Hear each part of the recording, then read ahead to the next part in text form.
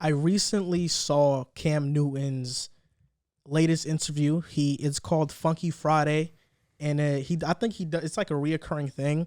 But in this interview, he had his father on, and it was his father and Cam Newton both sitting across from each other in the middle of Cam Newton's high school football field, and they were talking about the Patriots situation and how it went down. It was a 40-minute interview. I saw it this morning, and Cam Newton said the Patriots released him indirectly because he would be a distraction. They released him because they thought he would indirectly be a distraction. He also dismissed the rumor that Mac Jones taught him the playbook. He said, "What can Mac Jones teach me about the playbook?" And he said the release caught him by surprise, but he saw it coming. He felt an energy in the building, and he basically felt like the Patriots waited until preseason week 3 after that game to basically release him, and he thought he won the job. He did think he won the job, and he dismissed a bunch of rumors. Like, he dismissed the rumors that Josh McDaniels dumbed down a playbook for him. He also talked about his dancing creating headlines and stuff and how that was a distraction. He said a lot of things, and he wears and I don't think, just to be fair, I don't think in that interview he came across bad. I think if you watch it, he came across very good and professional. Even though on social media I see all these accounts like PFF and Bleacher Report and ESPN, they cut a snippet of the video and they say, "I beat out Mac Jones," or they, one of those quotes that make Cam look bad. Yep. But listening to the entire interview, there was not once that he knocked Mac Jones. He said they're going to win games with Mac Jones. He's ready. He said that multiple times. But he also did say it caught him by surprise, the release. And I'm happy he said it about Mac Jones. I smiled a little bit. I saved the video on my phone. I'm going to post it later. Right. But he did say the release caught him by surprise.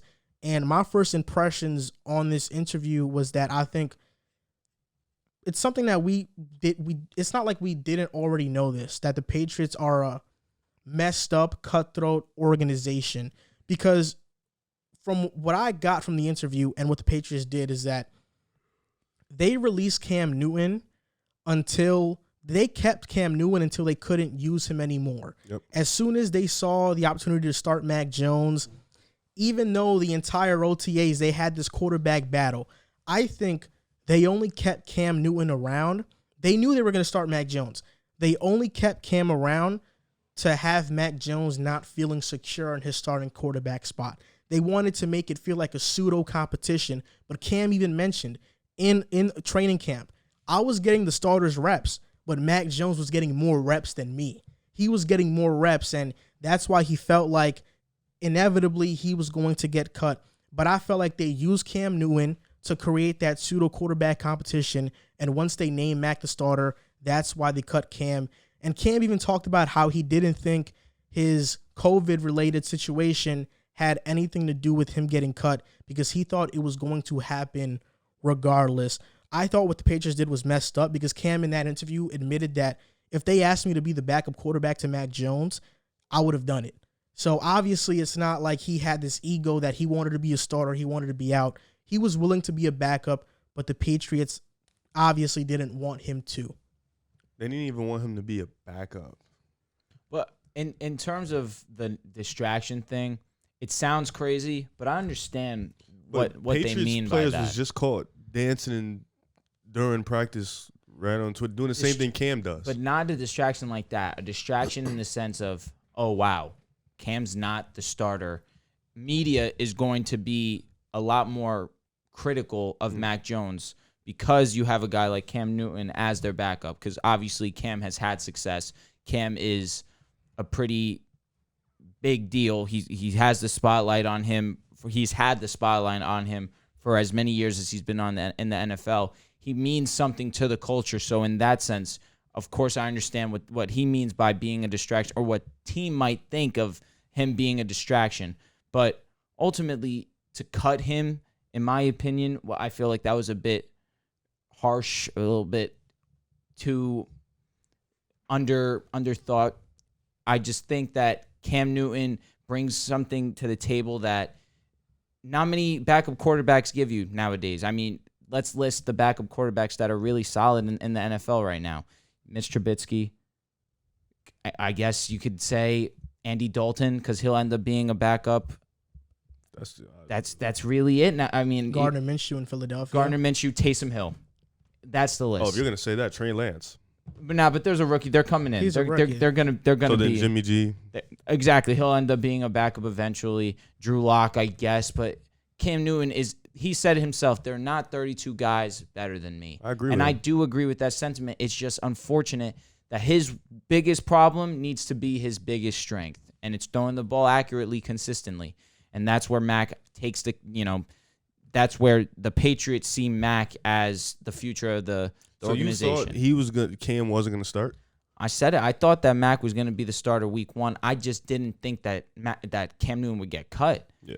But once you find out that Mac Jones is understanding the playbook faster than Cam Newton, and Cam Newton had an entire year already with this offense, and Mac Jones is having preseason success more than Cam Newton is. That's what they're saying, but Cam Newton basically said that report wasn't true about him being taught the playbook. That's not what I'm saying. I'm just saying in the sense of Mac understanding the offense. I get what you're saying, but I have a hard time to believe that. I agree. I have a hard time believing that for the sole reason that an NFL playbook is hard as hell to learn. And the fact that these guys learn it in a couple days or weeks is amazing. But for Cam Newton to be in that system for an entire year and now have that offseason, have that playbook for this much time, and to tell me that a rookie in Mac Jones came in and like in a month or two learned it better than Cam, I just have a really hard time believing that. I mean, Mac Jones has to be some next level genius to do that, or you think that Cam Newton just isn't that smart. It's really one of the two, but I have a hard time believing that he knew the playbook better than Cam Newton. But if he did, then kudos to him. For but sure. He has to have some genius level IQ in order to do that. Like, for example, at Alabama, he taught Bill O'Brien Alabama's playbook. Mm-hmm. But then again, he was in Alabama for like 3 years. He was in there 2 years before he even got to start. So he had time to learn the playbook. Is it safe to say that Tua or Jalen Hurts could have did the same thing that Mac Jones did? If they would have been... Yeah, teach Bill O'Brien the playbook just like Mac? I'm not sure. Yeah, it's tough. I'm not sure. That's a tough one. Probably, I would say probably not. But I also think it's about situation. Do I think that Jalen Hurts or Tua would have been in that building at the time? No, because Mac Jones taught... They were at a higher level. Well, that's what I was asking. In my opinion, I think that Mac Jones teaching Bill O'Brien the playbook was more so of the situation he was in. Like, for example, he was probably hanging around the Alabama campus, and he just happened to be there teaching Bill O'Brien the playbook. I don't think Bill O'Brien reached out and called him, and they're like FaceTiming and learning it together. I just can't. I have a hard time imagining that. So if, let's say, Tua was about to get drafted or Jalen Hurts was about to get drafted, I think they would have been in that same situation where they are communicating with Bill O'Brien. But since it was Mac Jones getting ready for the draft and he was around Alabama, he was put in the position to do that to Bill O'Brien, to teach him the playbook. So I think if Tua and Jalen Hurts were in similar situations, probably they don't teach him the entire playbook, but they'll probably teach him a lot of it. And I don't know about the entire one, but So you feel like that's probably what happened with Mac Jones too? Yeah, I just think, for example, like, if we're in the same building together, we're bound to see each other. And if you have a question about the playbook, I'll help you out. If I'm Bill O'Brien, I'm not going to call Tua or Jalen Hurts who are, who I probably don't even know who they are. If I see Mac walking around the building, hey, man, I got a question. And then obviously that starts communication. So I think it went more naturally like that instead of Bill O'Brien just reaching out to Mac Jones and be like, hey, you're some genius. I need help with this. I just don't think it went down like that. I do think that Cam got fucked over, though, in this situation. That's how I read it. New England way. Yeah, and I've also heard multiple times from people that I know personally that know players that have played for New England. They absolutely hate it. The New England way?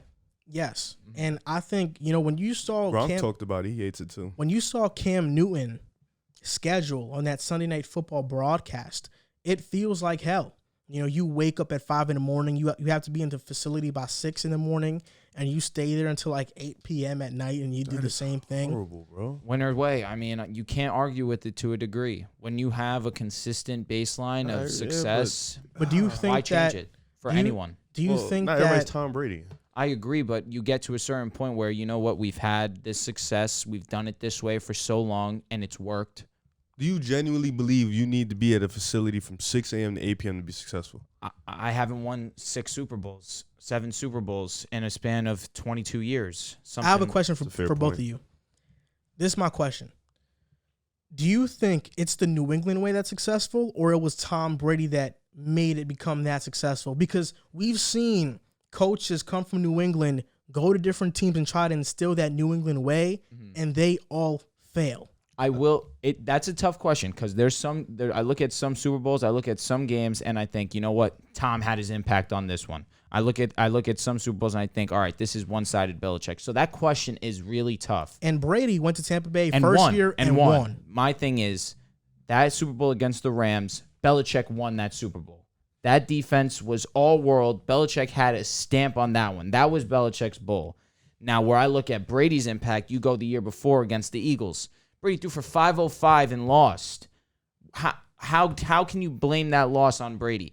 Or both Super Bowls that he's lost, Brady's left the field. Wait, you talking about our second time we played them or the first? No, in the Super Bowl. Second. Oh, okay. Sorry. We played them twice. That's why I was Oh, no. confused. I'm just talking strictly Super Bowl. Yeah, I'm sorry. He threw for 505. No, they played in the Super Bowl. 2007. I know. That's what I'm saying. Or No, we played them 2005. twice. I'm so we lost sorry. the first time. Well, won the second time, Yeah. yes. Or one of those. I don't know. I No. think it was 2003, actually. Yeah, it was early. Yeah, Seven. I think that was like one of the first Super Bowls I watched. I think that was 04.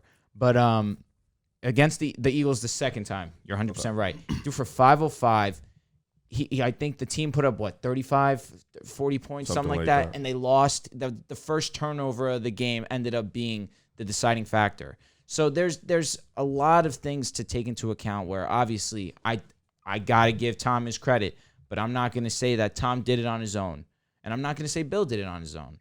But obviously the players are what gets the job done. So obviously I lean 60-40 I get what you're saying, but hearing these stories of how the Patriots organization treats their players and the gruesome schedule they have, to me, I think it's unnecessary. And they have won, but they have only won with Brady. Belichick has a losing record without Brady. We don't want to sound Gen Z. No, we don't want to sound Gen Z. I want to say this kind of sounds like Tim Duncan and Greg Popovich.